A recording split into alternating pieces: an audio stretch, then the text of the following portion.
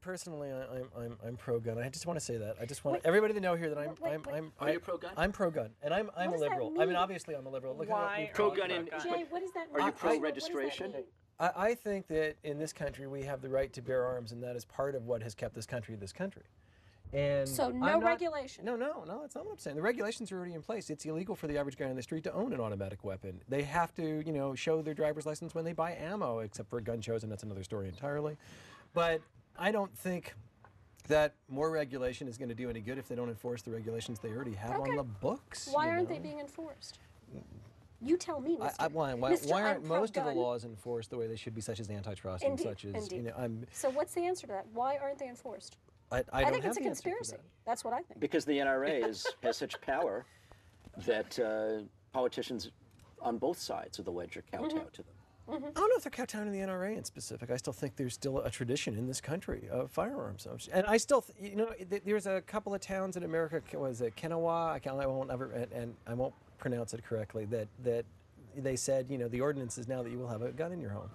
And they've cut the crime rate by about half. But how many people live in that town?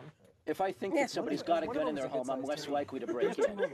Yeah, well, that's the thing. If you know you're likely to get shot, then you're less likely to do something. Probably.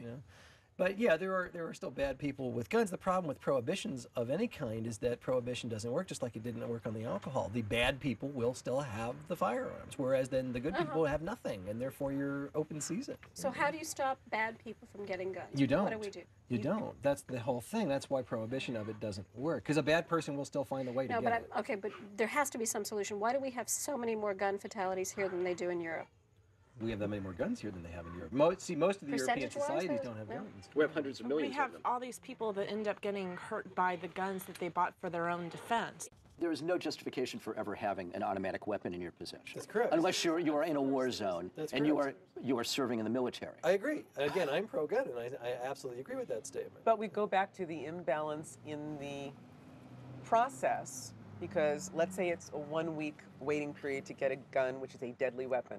To get a license to drive a car, which is a deadly weapon, you must go through months of training and a permit and testing and a whole bunch of hoops you have to jump through to drive a car. But see, I'm not opposed to testing and training of people with weapons. People with weapons should go through many hoops before they can have that weapon. I agree. Not just a little quickie background check. I agree.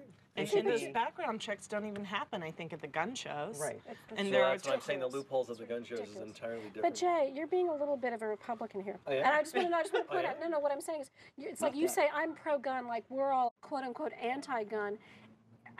It's a question of, to me, it's a question of, yes, we have the right to bear arms. Okay, the Constitution gives us that, so if it hasn't been changed, we have that right. I think all we're talking about is regulating it. So that you can't just walk into a store, plop down a credit card, and buy a gun. Well, so I still... Well, you can't. So then... But that's the thing. I think most of those can. regulations are already in place. They're just don't 100% That's the Brady. We're back to that then, yes. We're back to enforcement, and we're back to the illegal trafficking in guns. It has to be more stringent. Yeah.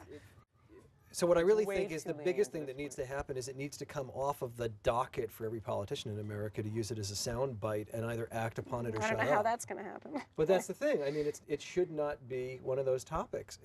They either enforce the laws that are there, or shame on them for not. Of course, absolutely shame on them for not. Absolutely, shame on them for a lot of things.